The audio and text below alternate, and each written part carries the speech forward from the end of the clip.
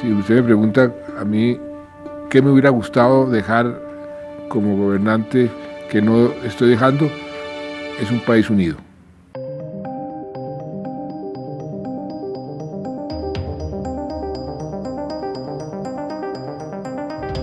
Presidente, esta puede ser su última entrevista como presidente de la República. Han pasado 8 años.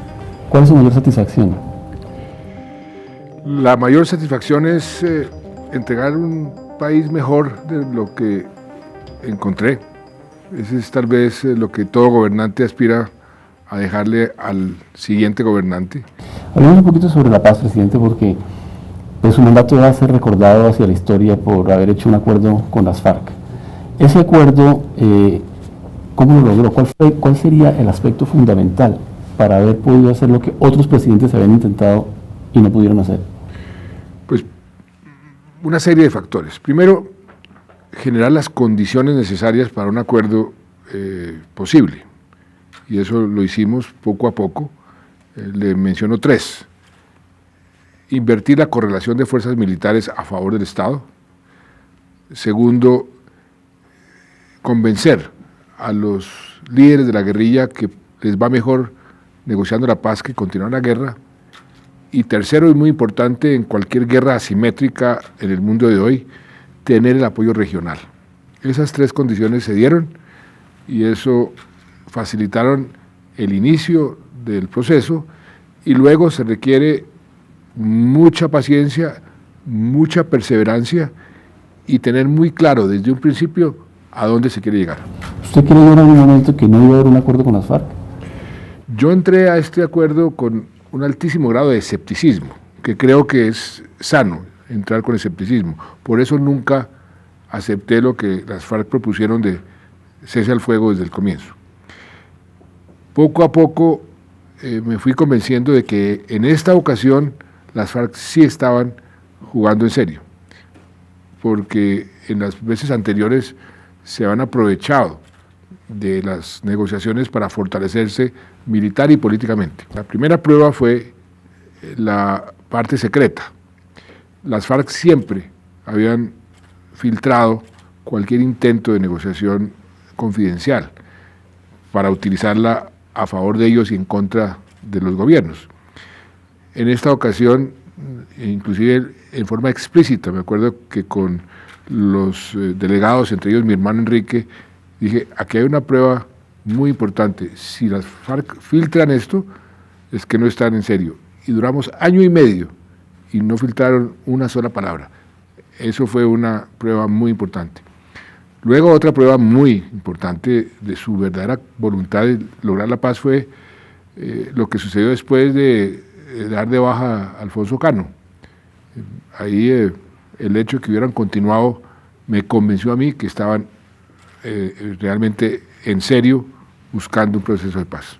Ellos siempre sostenían que no eran narcotraficantes y que cualquier compromiso con la lucha contra el narcotráfico los pondría a ellos como si fueran narcotraficantes, inclusive los pondría en tela de juicio legalmente. De manera que ese fue un tema muy álgido, pero hubo muchos momentos donde las cosas fueron muy tensionantes. Cuando se produce el resultado del plebiscito, inesperado para todo el mundo, supongo que para usted también.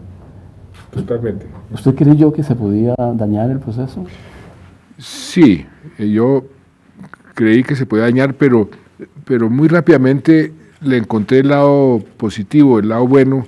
Dije, como esta gente no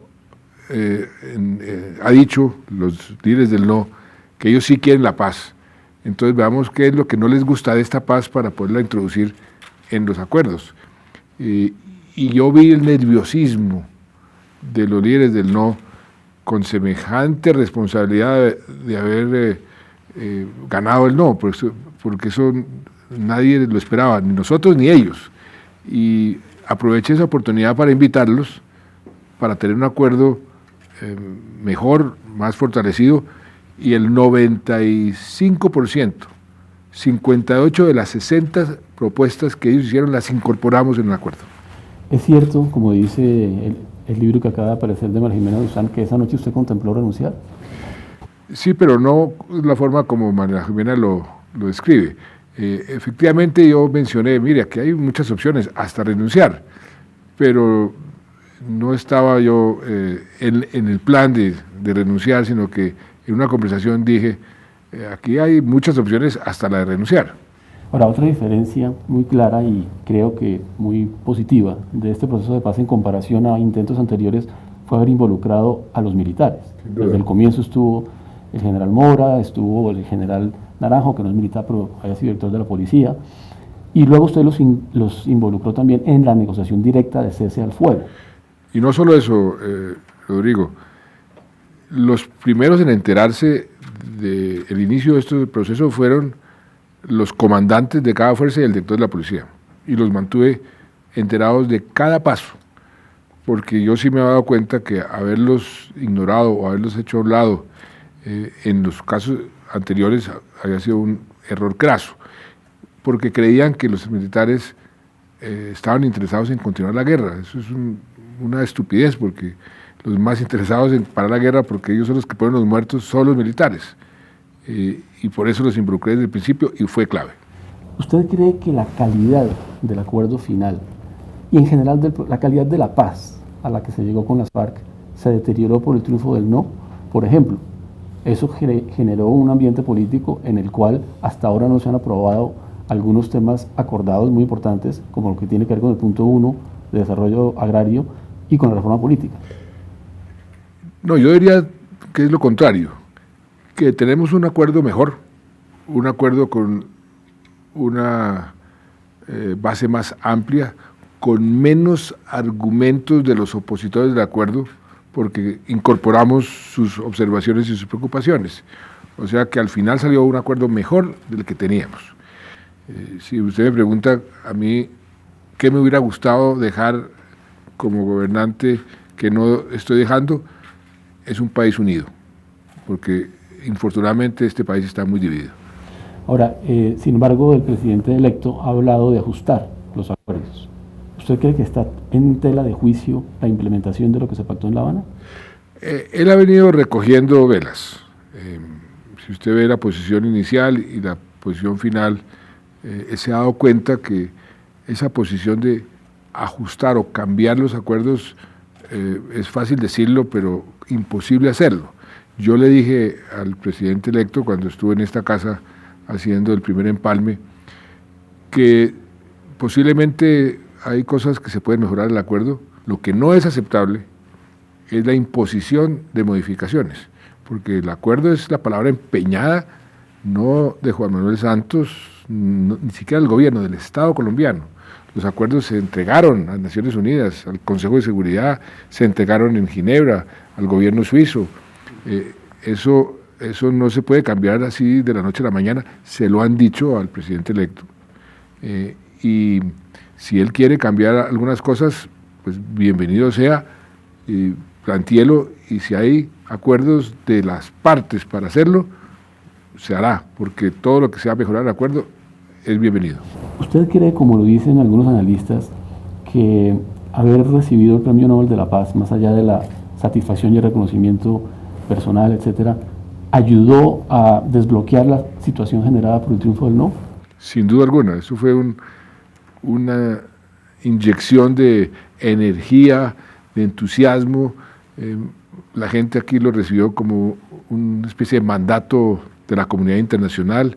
Eso ayudó muchísimo, y por eso yo les dije a los premios a los del Comité del Nobel que nunca habían entregado un premio más oportuno, en un momento más oportuno. Presidente, uno percibe desde afuera que hay dos tonos en el Centro Democrático.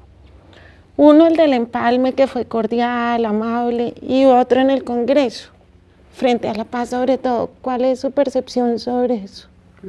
Lo mismo que usted está diciendo. El presidente tiene una actitud muy conciliadora, que es la correcta. Ha dicho, y me lo dijo a mí, no, yo voy a continuar todo lo que esté funcionando, voy a corregir lo que no está funcionando, lo cual es perfectamente lógico y normal. Y por supuesto tengo algunas iniciativas propias, también es perfectamente lógico y normal.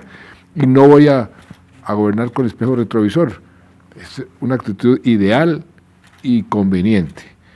Pero cuando uno escucha los voceros del Centro Democrático, por ejemplo, después del 20 de julio, del discurso que yo hice, que también era un discurso bastante conciliador, que llamé a la unidad, llamé a la moderación, yo dice, bueno, aquí hay dos actitudes diametralmente opuestas. ¿No es paradójico que esos partidos que estuvieron tan comprometidos con la paz hoy estén con un gobierno que comienza y que plantea intenciones abiertamente contrarias? Es muy paradójico y muy triste, porque eso me recuerda a la famosa frase de Churchill, que hay personas que cambian de partido por cuestiones de principio y otros que cambian de principios por cuestiones de partido. Y a muchos políticos les gusta estar al lado del gobierno por definición, porque creen que estando al lado del gobierno les va mejor. Pues allá ellos, pero eso es triste, eso no creo que es bueno para la democracia. De alguna manera eso es una especie de tradición política, digamos, cuando uno piensa, por ejemplo, en el Partido Liberal o en mi propio en partido, la misma U. En mi propio partido. Yo le digo que a mí me da mucha tristeza ver, por ejemplo,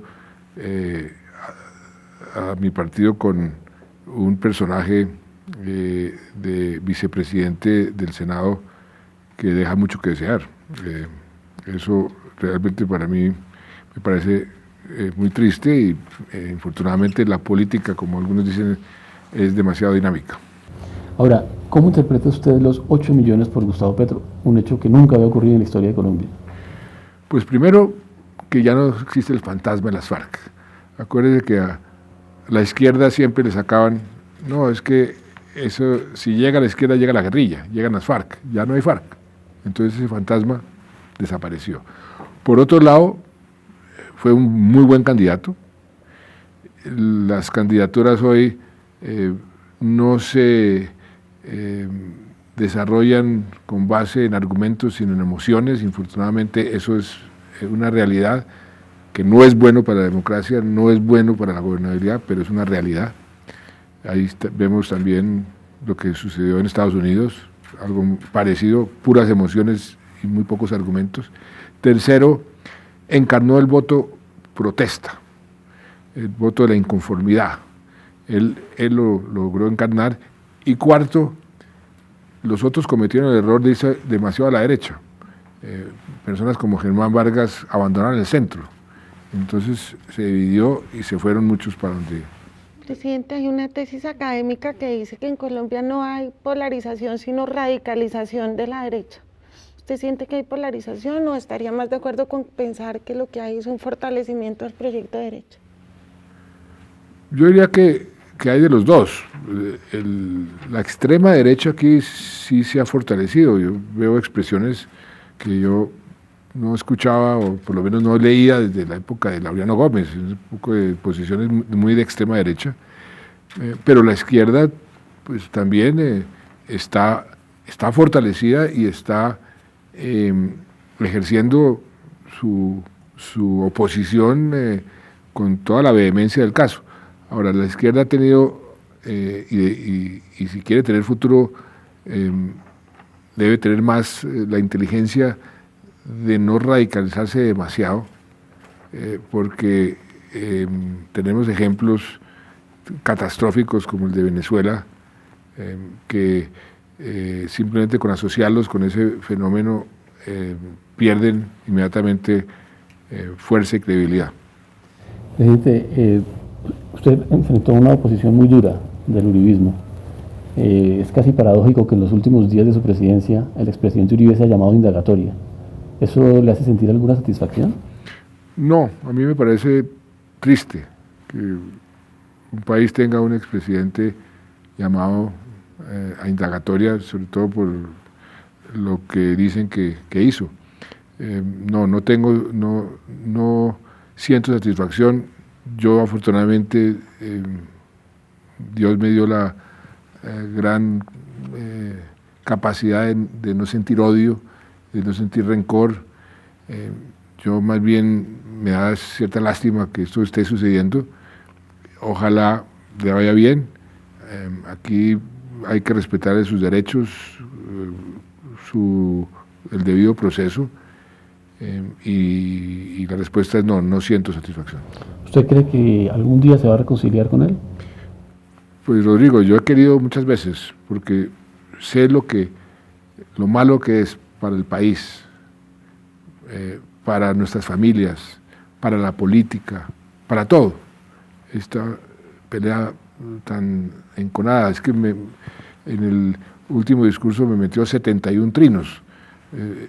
Yo decía, qué capacidad tan maravillosa, ojalá tuviera yo esa capacidad de trinar tan rápido, pero eso lo que demuestra es un odio visceral.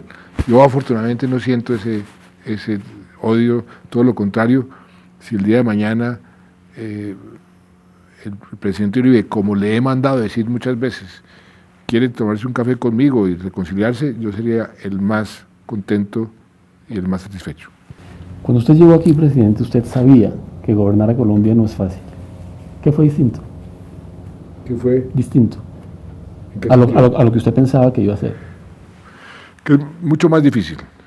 Yo pensé que no era tan difícil, sobre todo en esas situaciones donde uno no tiene a quién acudir, porque ser ministro es muy fácil, uno toma las decisiones y todo, pero cuando la cosa está muy complicada, llama al presidente. El presidente no puede llamar a nadie. O sea, esa imagen de la soledad del poder realmente existe, más que una imagen. Sí, eso realmente hay esa sensación, está uno solo, y yo pues muchas veces me sentí muy solo y hacía lo que mi conciencia me decía que era lo correcto, y yo creo que eso es un buen consejo para cualquier gobernante. Para mí fue muy importante poder dormir tranquilo, y dormir bien es muy importante para ser efectivo en el día a día, y uno para poder dormir tranquilo tiene que hacer lo que la conciencia le dice que haga. Ahora, una de las cosas que posiblemente resultaron distintas a lo que usted esperaba están en la economía. Cuando usted llegó, hablaba de la minería como una de las 4 locomotoras, y esa locomotora un poco se varó en el camino por la caída de los precios del petróleo y por la coyuntura internacional. ¿Cómo es Colombia económicamente hoy, a diferencia de la que usted encontró? Pues hoy tenemos una economía mucho más sólida, más fuerte de lo que teníamos hace 8 años. Tenemos grado de inversión, tenemos una tasa de inversión que es la más alta de nuestra historia y la más alta de América Latina. Tenemos por primera vez una clase media que es mayor a cualquier otro sector de la población. Tenemos una economía en franca recuperación después de haber sufrido el choque externo más duro que ha sufrido esta economía desde la época de la Gran Depresión de los años 30, pero salimos muy fortalecidos porque salimos con una economía más diversificada, la inflación controlada, hemos generado empleo en 84 de los 92 meses que llevo gobernando, más de 3,5 millones de empleos, 70% formales. Por primera vez se genera más empleo formal que informal. Y tenemos una situación a nivel internacional de acceso a los mercados y acceso al crédito privilegiada. Mire lo que está pasando en la región y mire lo que está pasando en Colombia. El costo de nuestro acceso al crédito es muchísimo menor que el promedio de la región. Entonces eso quiere decir que hay confianza. Al próximo gobierno le va a quedar muy difícil bajar impuestos, porque la situación fiscal es buena, pero tenemos un compromiso, una senda que nos autoimpusimos a través de la regla fiscal, que nos va a obligar a seguirnos apretando el cinturón. Y no cuadran las cuentas de bajar impuestos con esa senda de la regla fiscal, que es importante mantenerla para mantener la confianza de los inversionistas en la economía colombiana. Presidente, otra cosa que usted, me imagino, nunca se esperó fue encontrar una oposición tan dura. Esa oposición estuvo basada en un concepto inicial de traición. Sin embargo, desde afuera uno puede ver que hubo gente que también lo traicionó a usted. Personas como Juan Carlos Pinzón, que fueron pupilos suyos, el mismo presidente electo fue pupilo suyo. ¿Cuál fue la traición que más le dolió? Pues mire, la definición de presidencia que que hizo Jefferson al final de su vida, diciendo que la presidencia le significó perder amigos todos los días, precisamente porque los intereses políticos muchas veces superan las relaciones personales, y que la lucha por el poder, y eso lo dicen los clásicos, es lo peor saca lo peor de la condición humana. Eso es cierto, y si uno es consciente de eso, le duele menos la traición. La traición siempre duele, pero le duele menos. A mí hubo muchas traiciones que me dolieron, por supuesto, muchas. No me parece apropiado comenzar a señalarlas, pero eso es de las partes duras del gobierno. Siempre hay traidores, y saberlo aceptar y no dejarse envenenar por eso también es importante. Pero quiero decirles, yo nunca traicioné a Uribe. Sus 3 huevitos están hechos unos gallos de pelea. Usted ve lo que ha sucedido en seguridad, en confianza inversionista o en cohesión social, y yo continué. La traición, yo no sé, es que primero me pusieron el mote de traidor, después de tramposo. Yo tengo los tweets donde cambiaron de acusación, es lo que llaman los ingleses, asesinemos el carácter de este individuo. Entonces primero me pusieron como traidor, después como tramposo. Me han acusado de lo humano y lo divino, de haber comprado todas las elecciones, de haberme financiado por el narcotráfico, de haber sido parte de las FARC, en fin, de todo. La última acusación es pues, que estoy confabulado con James Bond para poder meter a Uribe a la cárcel. Por Dios, qué cosa tan absolutamente traída de los cabellos, pero uno tiene que tener piel de cocodrilo para que eso le resbale. Ya como prácticamente expresidente, con la visión que le da una carrera en el sector público y con la gestión de su gobierno, ¿cómo ve a Colombia dentro de 20 años? Pues si seguimos, yo creo que Colombia va por un muy buen camino, eso lo dice el mundo entero. Colombia es como la estrella fulgurante en este momento. Tenemos energía, tenemos agua, tenemos biodiversidad. Si seguimos invirtiendo en el capital humano, por ejemplo, nosotros hemos hecho un gran esfuerzo en materia de educación, poner la educación como el primer rubro del presupuesto, llevamos 4 años en eso. Hoy el presupuesto de educación tiene una gran diferencia con el segundo, que es seguridad y defensa, 37,5 billones a 32 billones. Esa es una inversión hacia el futuro. Lo que estamos haciendo en infraestructura va a cambiar la competitividad del país, ya la está cambiando. Colombia tiene una posición geográfica maravillosa, podemos convertirnos en despensa agrícola, somos uno de los pocos países del mundo que tiene una capacidad muy grande de aumentar la producción de alimentos. Tenemos 40 millones de hectáreas que acabamos de definir, la frontera agrícola, y solamente producimos en 7,5 millones, y el mundo va a necesitar muchísimo alimento hacia el futuro. Tenemos agua como pocos países en el mundo, y el mundo se está quedando sin agua. O sea, aquí hay todo para tener un gran futuro si invertimos bien en el capital humano, que es, al fin y al cabo, lo más importante. Muchas gracias, presidente. A ustedes, muchas gracias.